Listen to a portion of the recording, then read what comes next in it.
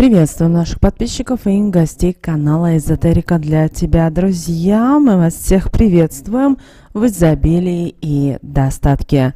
Сегодня в этом видео мы с вами уделим внимание народным приметам на 3 ноября. В этом видео поговорим о православном календаре.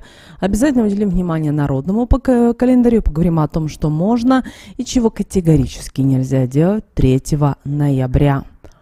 Итак, давайте начинать далее более подробно. Так, 3 ноября православная церковь чтит нескольких святых с именем Иларион. Илариона Великого, Иларион Псково-Езерского и преподобного Илариона Схимника Печерского.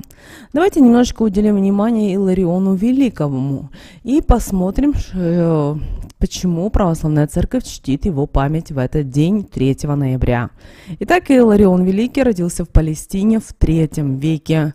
Наукам он обучался в Александрии, где и принял православие. Слову Божьему учился у святого Антония Великого. По возвращению на родину Иларион узнал, что родителей уже нет в живых. Раздав наследство, он удалился в пустыню и стал вести жизнь отшельника. Однажды на него напали разбойники, которые хотели убить христианина. Обратившись к ним с проповедью, Иларион молитвами заставил недобрых людей просить прощения. К своему темному ремеслу разбойники больше не вернулись. Они приняли крещение и тоже стали проповедовать православие. Слухи об этом событии обрастали деталями.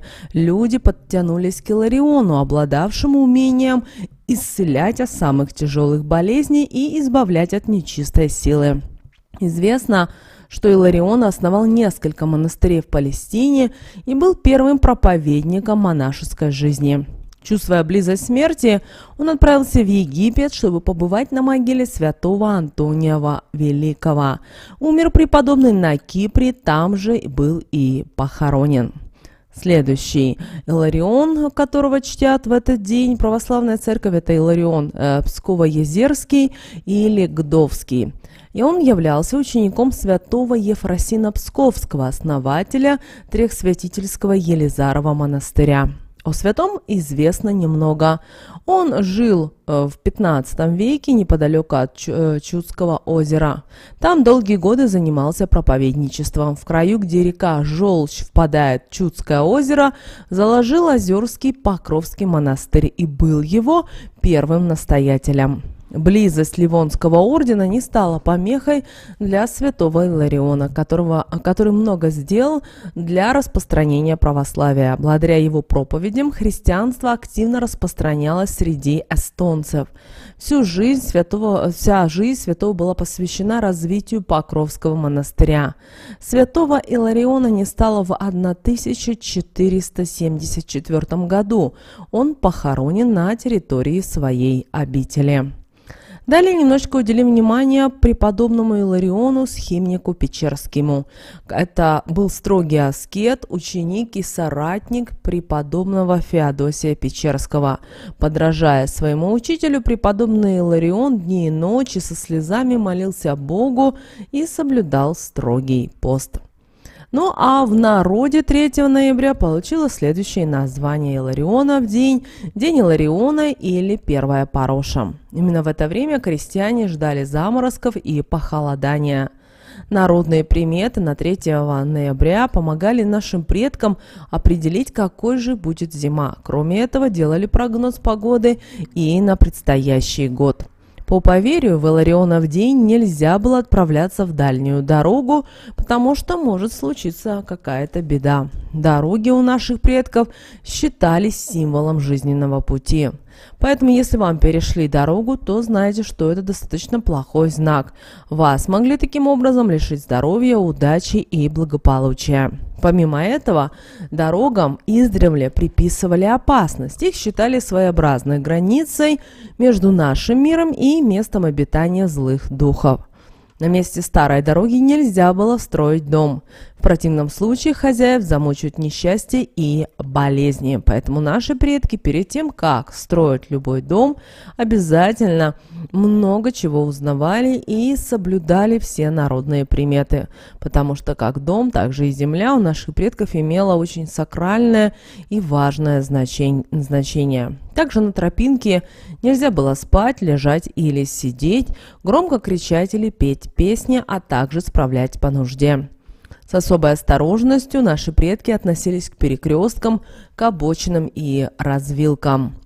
Дело в том, что в нашем современном мире мы тоже с вами уделяем внимание перекресткам, но, к сожалению, ввиду современного мира некоторые забывают об определенных правилах. Вы знаете, раньше на перекрещении дорог хоронили некрещенных детей, самоубийц и неизвестных трупов покойников, которым не место было на обычном кладбище. Ну а чтобы души усопших не тревожили местный люд, на перекрестках ставили кресты и часовни. В поминальные дни на перепутье рассыпали зерно, чтобы души усопших в образе птиц могли им полакомиться. Люди верили, что перекресток – это место, которое принадлежит демонам.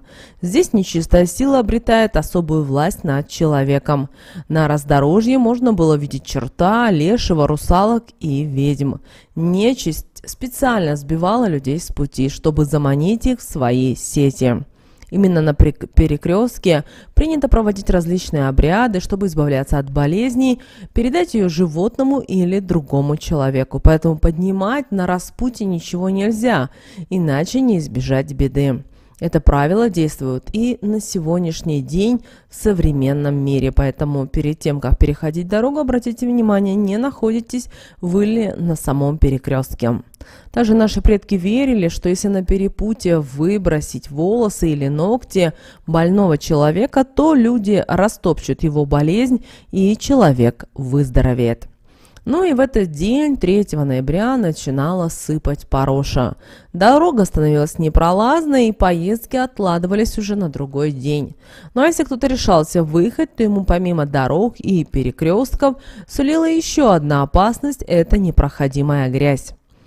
И, как мы уже сказали ранее, считается, что перекрестки связаны с нечистой силой. И очень часто в таких местах хоронили людей, которые погибали во время следования куда-либо. В некоторых областях у первого перекрестка через 40 дней после смерти человека прощаются с его душой. И существует поверье, что в таких местах появляются души умерших не своей смертью, поэтому для их успокоения, как мы уже сказали ранее, рассыпают зерна. Также из старины пошла традиция ставить кресты у дороги или на перекрестках, где погибали люди в автомобильных катастрофах. Помимо памяти, это делается с целью, чтобы перекреститься и тем самым уберечь себя от воздействия злых духов. По старинным поверьям о черной магии мог спасти осиновый колышек. Для этого нужно найти осину и срезать с нее веточку, а затем сделать небольшую палочку, которая легко сможет поместиться в карман. Оберег нужно весь день носить с собой, тогда считается, что колдуны и ведьмы окажутся бессильны в этот день. Ну а именины 3 ноября отмечают Анатолий, Аза, Александр, Алексей, Василий, Владимир, Денис, Иларион, Константин, Николай, Павел, Пелагея, Федор и Яков. Если в вашем окружении есть люди с такими именами, обязательно их поздравьте с именинами.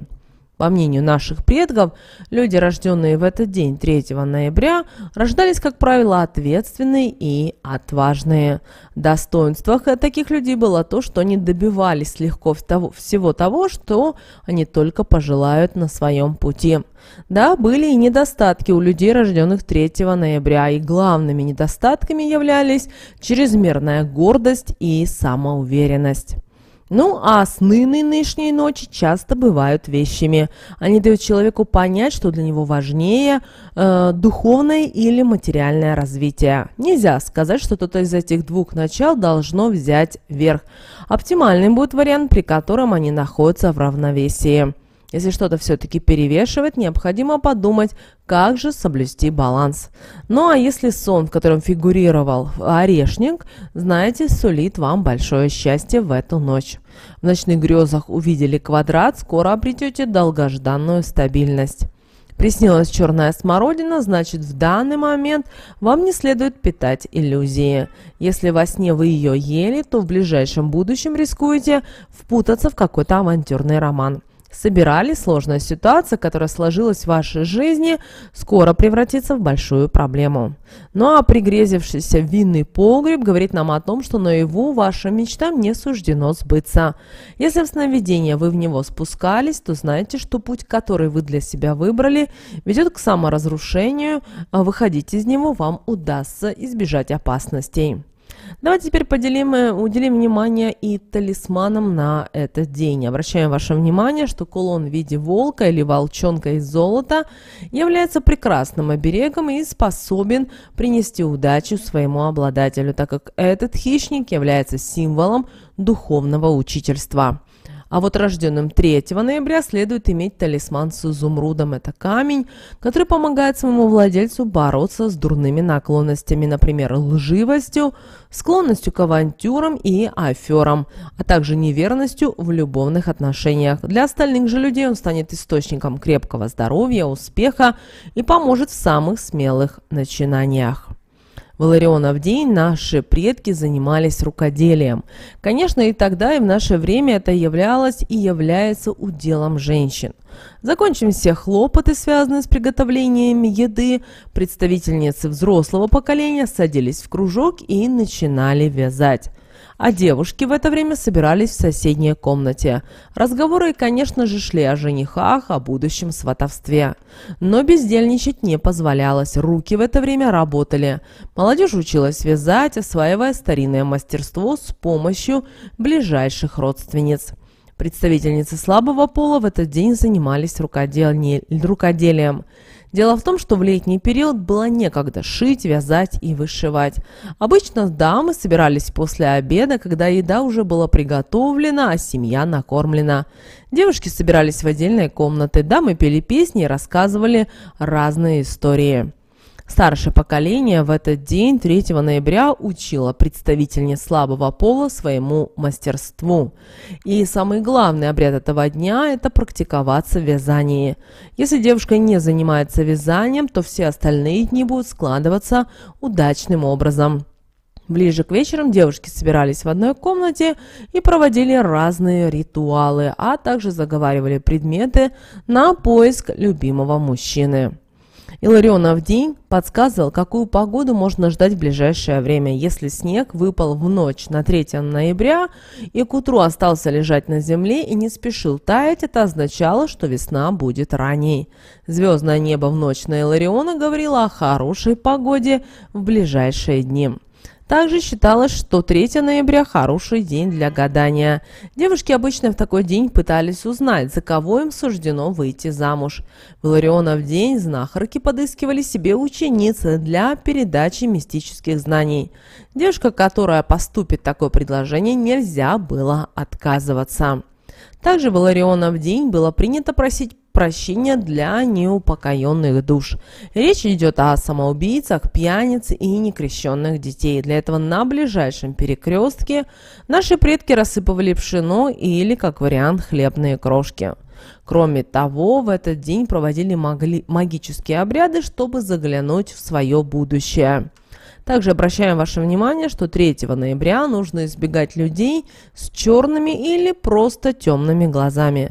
По народным поверьям, в этот день они могут навести порчу, даже если сами того хотеть не будут. Ну а чтобы защититься от такого негатива, если, например, приходится общаться с черноокими по долгу службы, нужно положить в карман осиновую веточку. Что же нельзя было делать в день по народным приметам 3 ноября? Вы знаете, наши предки верили, что нельзя 3 ноября, в день Илариона, принимать подарки от незнакомых людей, поскольку вместе с презентом даритель может передать свои проблемы, болезни и горести. А вот если подарок дарят близкие, то так они делятся своим счастьем и любовью, поэтому им 3 ноября ни в коем случае не стоит отказывать, даже если подарок до неприличия дорогой.